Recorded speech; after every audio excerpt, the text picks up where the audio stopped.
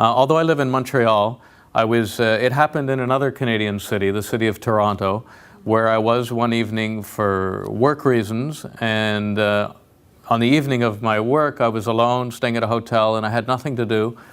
And I looked through the calendar listings of a local newspaper for ideas as to what I might do that evening. And among the choices was the Bach cello suites. For reasons that still escape me, I decided to go listen to this music. Now, it wasn't out of the ordinary for me to be listening to live music in those days. What was uncharacteristic was the type of music, that's to say classical.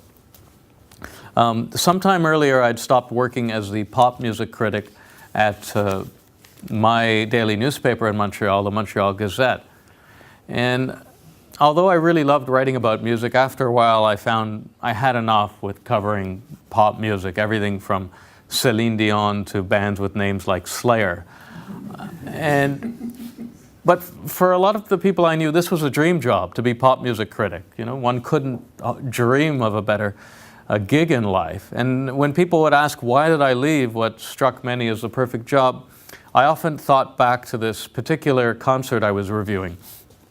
The band was called Hanson, and Hanson consisted of three brothers, very young. They were very, I think their combined ages added up to about 42.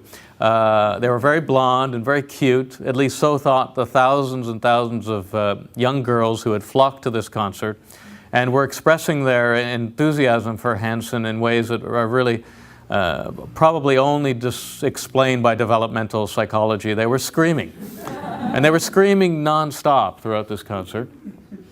And I should say that most of these girls were wearing braces, which gave the screams a kind of sharp metallic edge. And engulfed in this sea of screams as I was, you know, I couldn't hear myself speak, but I remember saying to myself and thinking, Eric, this is not a job for an adult. And so by contrast, the Bach cello suite seemed very much like music for adults. When I heard them in that evening in Toronto, it was at this venue called the Royal Conservatory of Music, an old neo-Victorian concert hall. And I was immediately struck by the drama of the situation. You'll get a sense of it soon with Edward. But that was a more traditional classical recital. You had an elderly cellist with a shock of white hair, dressed in dark formal attire, bent over this majestic instrument that had been built back in the 17th century. And so the scene itself I found really quite dramatic and poetic. And the music that was pouring out of this instrument was exquisite. It was exquisite minimalism, really. I had never heard anything quite so earthy and ecstatic at the same time. And I couldn't believe that the cello, which is modest by design, 4 strings and 1 bow, was producing music that was so lush, so full-sounding, so oceanic. And I wanted to look inside the sound holes of the cello to see whether there weren't several miniature musicians hiding in there somewhere, producing this music that was so full. Anyone in there we should know about, Edward? He's not telling. But it wasn't only the music. It was also, the music was mesmerizing.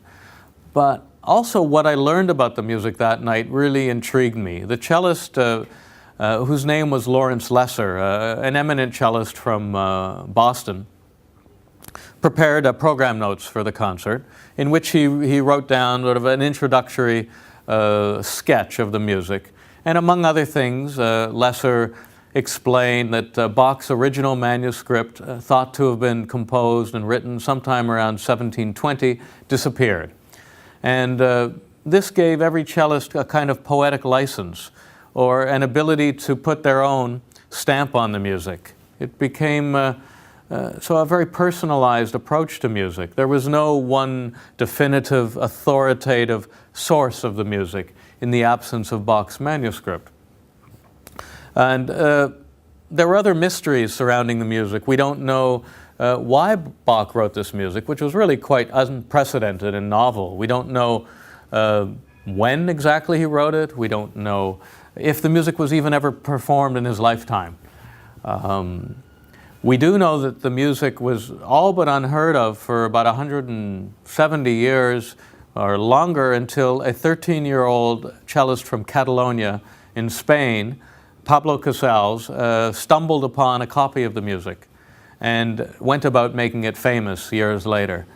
So there were other mysteries as well. I remember Suite Number 5 was written for also the lute and dedicated to a mysterious Monsieur Schuster about whom nothing was known.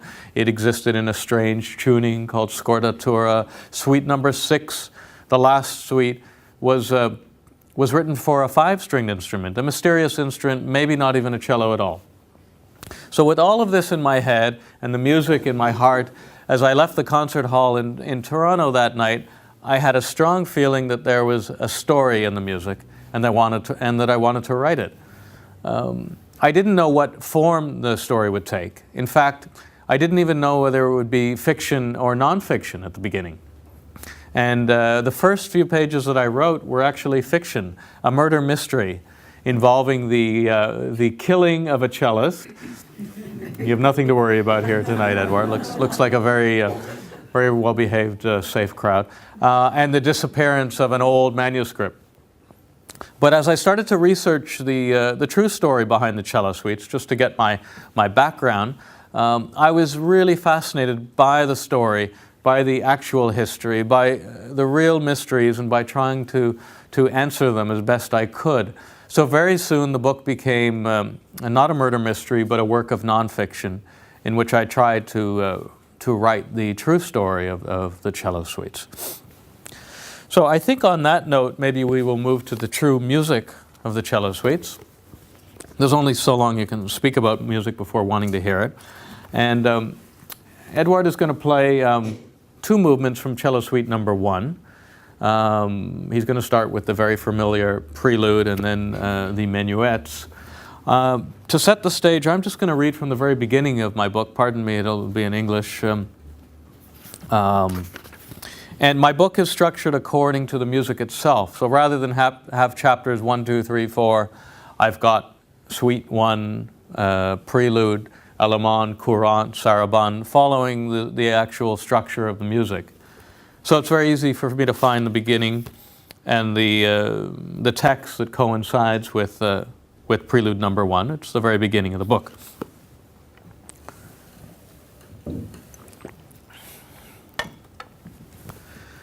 The first measures unfold with the storytelling power of a master improviser. A journey has begun, but it's as if composition is taking place on the spot. The deep toned strings take us back to the 1700s. The sound world is happy. The jauntiness youthful. Discovery is in the air. After a pause that contemplates the future, the cello resumes with aching soulfulness. Things will not come easily. The notes are murmured, stated with courtly purpose, and blasted through with rapture. We peak higher, a new vista opens up, rhapsodic resolution, the descent a soft landing. This is how the opening notes of Bach's cello suite sounded to me as I sat in the courtyard of a seaside villa in Spain that once belonged to Pablo Casals, the Catalan cellist who discovered the music as a boy one afternoon in 1890. As I listened to the music on headphones, shaded by the palms and pines of a lush garden, the shimmering waves of the nearby Mediterranean seemed to roll perfectly in time with the prelude of the first cello suite.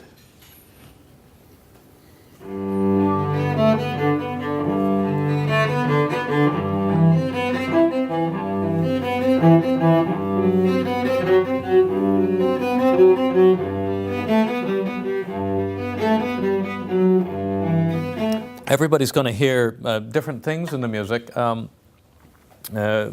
Edward played the prelude and then the minuet. And in the minuets, I always hear something very mysterious. As if it could be, there's a phrase that keeps coming back, as if it could be a soundtrack to a spy movie, is what I always think of. But it really brings mystery to mind for me. And mystery is where I sort of started with this with this book. And the point of departure was really with the composer, Johann Sebastian Bach. And for me, he was entirely a mysterious character and composer, great as he may be. And I'm not the only one. Because I think that for anyone born, say, in the past half century, becoming acquainted with Johann Sebastian Bach means coming to terms with another art form and another era, another frame of mind, really. And to get myself up to Baroque speed, as it were, I listened to a lot of music. I went to a lot of concerts that were bravoed by a mature audience. It was a far cry from the Hansen concert I described. I read everything I could get my hands on, from weighty biographies to slick, glossy classical music magazines. And one of the more offbeat and interesting things I did was I joined the American Bach Society. Yes, such a thing exists.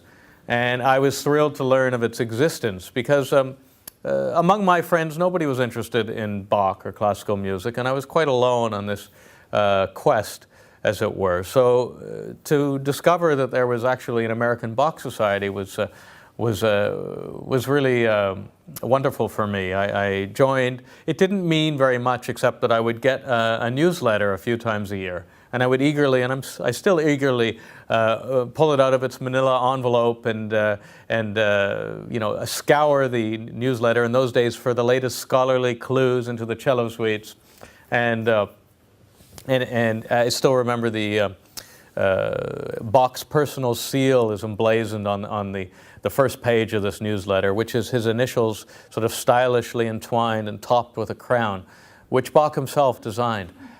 And I felt as if I had joined a sort of a secret society in a way. And in the newsletter, I discovered that there was a biannual rather, American Bach Society conference. And the next one was coming up very soon, and not far away from where I live. It was to be held at Rutgers University in New Jersey. So I registered, and I thought, great, I'll be able to go and rub shoulders with my own people finally. And my own people turned out to be mostly bearded and wearing dark blazers, but it was fun. That joke works better if I wasn't wearing a dark blazer. But I had a good time at this conference, and there were cocktails and concerts and scholarly papers delivered. Some of them were entertaining, actually. I'll read you the title of one lecture I attended. I must live amid almost continual vexation, envy, and persecution. A psychological reading of J.S. Bach's relationship to authority. And that's actually taken from a rare but true letter written by Bach. But the high point of the conference was the viewing of a rare Bach portrait. Now, there's only two portraits of Bach that are truly authenticated in existence, and they both show him in the same pose, more or less.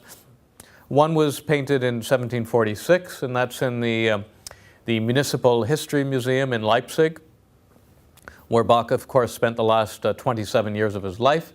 And the other is in the hands of an independently wealthy American collector and Bach enthusiast who's well into his 90s, and his name is William H. Scheide. And William H. Scheide had made this portrait available as a special gesture for delegates of the American Bach Society conference. And it was to be made available near where he lives in Princeton University, not far away. So all of the scholars, and myself included, were plunked on a bus and transported over to Princeton University, where we walked across the campus grounds, and all these Ivy League students were doing their thing. And waiting in this special wood-paneled collections room was William H. Scheide and the Bach portrait. And the scholars gathered around this portrait with great excitement. And I jotted down in my notepad some of the things that I overheard them saying, which I'll read to you because I found them sort of entertaining. Ooh, stunning. Like the Mona Lisa. So serious. It sort of hits me in the stomach, right inside there, like, whoa. It has a kind of energy. Should we bow 3 times or something? And I mention this not just for laughs, but because I think that there's a real significance to the Bach portrait. Unlike, say, Mozart or Beethoven, who have really vivid personas in popular culture, Bach kind of escapes us. And if anything, he has a reputation for being really quite boring, I think. And I think that's to a large extent because of this portrait, which shows Bach to be a kind of very severe-looking, dour, somewhat overweight, bewigged, serious old professor of fugues who's clutching this arcane piece of sheet music.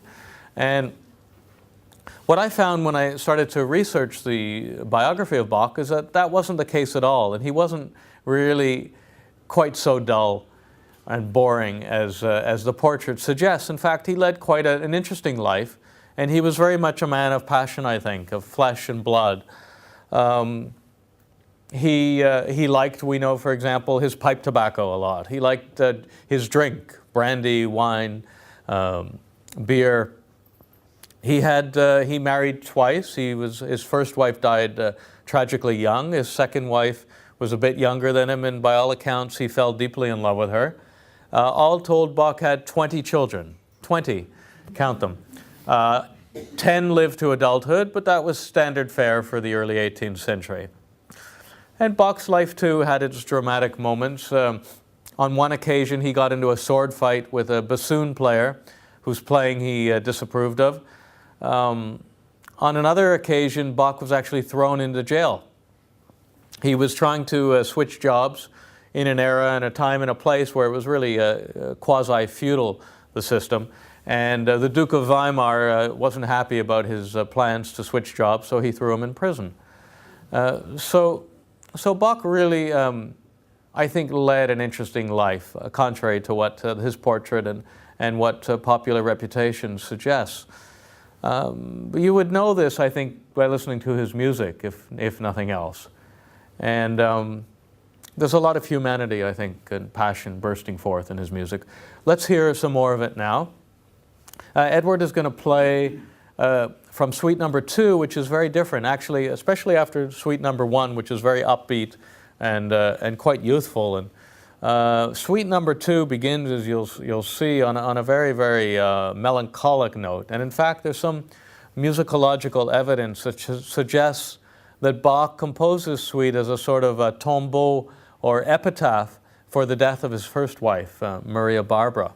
And certainly a few movements may well have resulted from Bach's mourning. And we're going to hear two of the sadder movements from a sad suite, the Prelude followed by the Sarabande.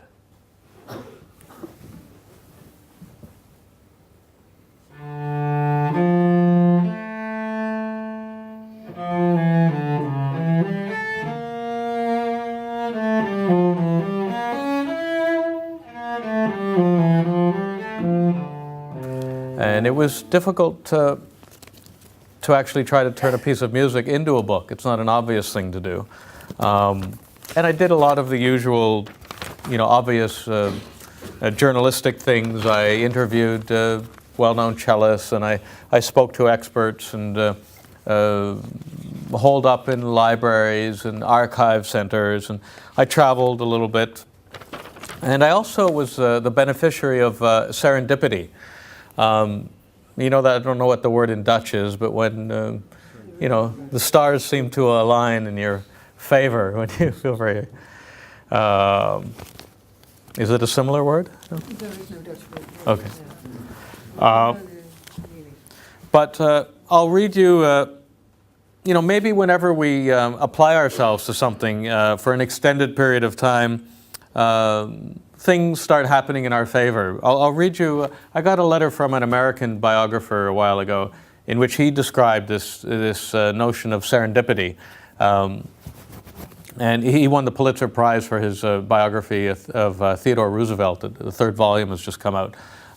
So he's a really good biographer. And he described it this way, which was just a personal letter, but I thought it was phrased so beautifully I thought I'd mention it. Biography, writes Edmund Morris, for those who are compelled to write it is a pursuit. Whatever the mysterious reason one embarks on a subject, usually with no idea how long and difficult the work will be, there comes a point where the pursuer discovers he is himself pursued. Or to put it another way, things you are looking for begin to find you. And I think that sums it up very nicely. And probably the best instance of something finding me was a man by the name of Walter in Montreal. I traveled a fair bit and read a lot and researched as best I could, but in a way I was missing some sort of human living link to this music. And it ended up materializing right in my backyard, as it were. On the street near where I was living at the time, there's a busy commercial street called Monkland Avenue, and I would regularly see this quite elderly man walking up and down the street with a cane, walking very sort of gingerly and looking quite fragile, but also with a real air of elegance and a kind of a debonair, intriguing aura to him. And I always wondered what his story was. And one afternoon I had occasion to find out. It was a sunny autumn afternoon in Montreal, and I was at a French patisserie called the Patisserie de Nancy, sitting outside, and nearby sat this elderly man. And he was engaged in a conversation with another patron at another table, and I was overhearing bits and pieces of it. And individual words were popping into my ear, words like orchestra and symphony and Germany and Shanghai, and then I heard the word cello. And when I heard cello, I knew that I had to go over and introduce myself, which I did.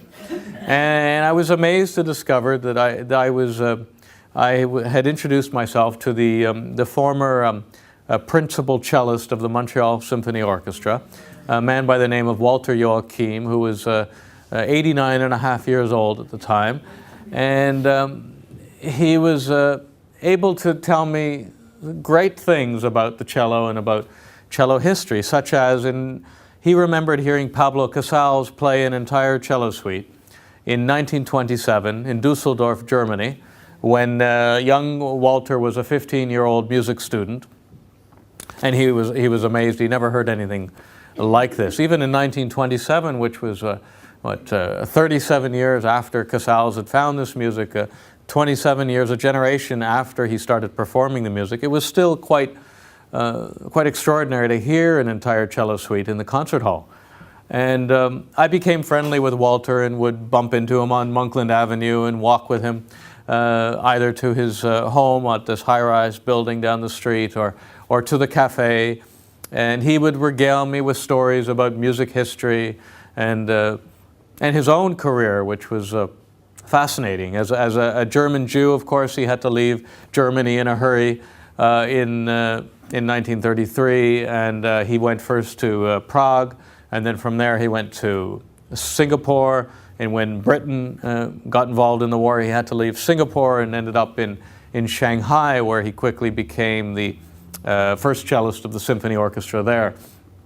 And after the war, he ended up in Canada and quickly became first cellist of the Montreal Symphony Orchestra, played in one of the country's foremost string quartets, and even cut an album with Glenn Gould. So I was, I was all ears when it came to Walter's story. And when I told him about my idea to write a book about the cello suites, he looked at me with a very skeptical air, and he offered me one piece of advice. He said, "Learn how to play the cello." He said, you're never going to be any good. You're far too old for that to happen. But it may give you some insight into the music. So, in fact, that's what I did. I rented a cello at a downtown lutherie in Montreal, and I started to take lessons, and it's really difficult. Walter was right. I was never going to be any good. Edward makes it look very easy, especially the right hand. The bowing was so difficult. I play guitar, so I could, my left hand had some facility on the fingerboard, but the bowing is so difficult. I can only describe it as, say, having to learn how to do archery golf and calligraphy at the same time, none of which I know how to do. And it was extra humbling for me because here I was in the daily habit of listening to the world's most sublime cello music, but forced to play, what in English we call Twinkle, Twinkle, Little Star, which is I know has a different Dutch name, but is a nursery rhyme, And I remember telling my teacher one lesson. It was actually on Bach's birthday, March 21st, and not being able to impress her with my cello skills, I would occasionally try to show her how smart I was about Bach. I mentioned, it's today's Bach's birthday. I guess I'll never live long enough to actually try a Bach piece. And she said, oh no, there's a book called Bach for Cello for beginners, if you would prefer that to nursery rhymes. I preferred that. So, so I started to play these very little, modest Bach pieces. Very rudimentary, very primitive, but bona fide Bach. And it filled me with great pleasure to play them. I really got a thrill out of it. This awesome music that had so transfixed me was now in a small way in the palm of my own hand. And Walter was right. It gave me insight into the music. It also gave me insight into cellists, of course, who play the music, like Edward, and like Pablo Casals, the other main character in my book, the towering figure in the history of the cello suites. It was, whereas Bach's life is shrouded in so much mystery, he was born back in 1685, Casals was much more a contemporary figure. He was born in 1876, but he lived for a very long time, until 1973, and he became the most famous cellist of the 20th century, and his career was heavily documented and chronicled. And so to go back and forth between the mystery of Bach and then the much more familiar known commodity of Casals seemed to work for the book, and that's the formula I hit upon. It was hard to resist the life of Casals, which was so dramatic. I'm still puzzled as to why no one's turned it into a movie. And he was all over the place. In 1899, for example, he played before Queen Victoria. In 1914, he was at the White House performing before President Theodore Roosevelt. In the 1930s, he was enmeshed in the Spanish Civil War. In 1961, he was back at the White House playing before Kennedy. And at the very end of his life, in 1973, he was actually in Jerusalem playing before then Prime Minister Golda Meir. So he really got around, Pablo Casals. And his life was full of drama. In the 1930s, of course, he was enmeshed in the Spanish Civil War. He wasn't a political animal to begin with, but he became one. He was, as a Catalan, he was naturally suspicious of Madrid's over-centralizing tendencies, which became quite extreme with the Loyalists and the fascists under General Franco. And it's as an ardent Democrat and Republican, it was clear where Pablo Casals' sympathies lay. And during, it's interesting that he recorded the first complete recording of the cello suites in the mid to late 1930s. This pioneering recording, which despite the many recordings has remained in the catalog and is still a beautiful recording despite the production values of the 1930s.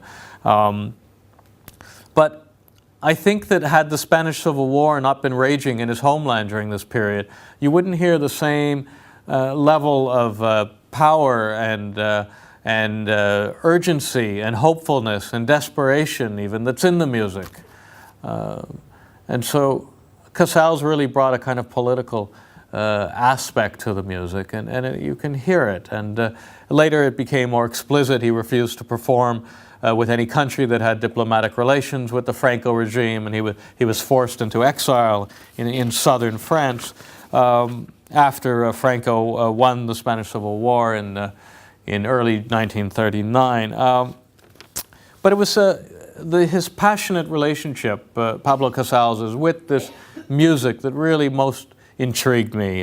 And the beginning with that story, that lovely story in 1890 when as a 13-year-old boy he was out for a walk with his father, and they were looking for sheet music he could use in the evening because he was playing in a cafe trio, and they found this edition of the music in a second-hand shop, and he spent 12 years methodically learning this music as if for the first time, because he couldn't ask a teacher how it was played or go into a record store like we can and choose between dozens of versions. And he had to decode it, and he waited a dozen years until around 1901 before he had the courage to play an entire cello suite in public, around the time that Edward's cello was constructed.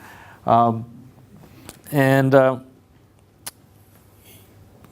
it was really his relationship, starting with that moment with the cello suites, that most fascinated me and drew me to his story. So let's hear a bit more of the music. We're going to hear the last section. To set the stage, I'll do one more reading. Edward is going to play the Prelude and the Gigue from Suite number 3, which is again very different from what we heard.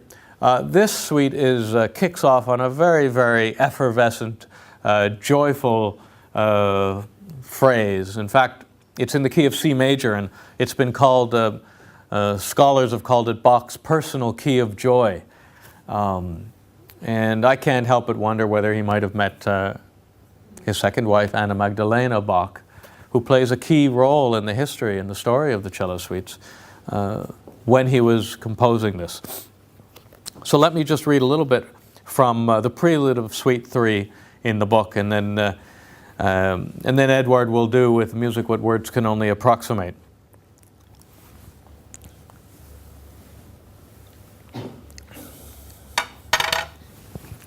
Love is proclaimed in the downward swooning scale, an amorous rush, a falling into someone's arms.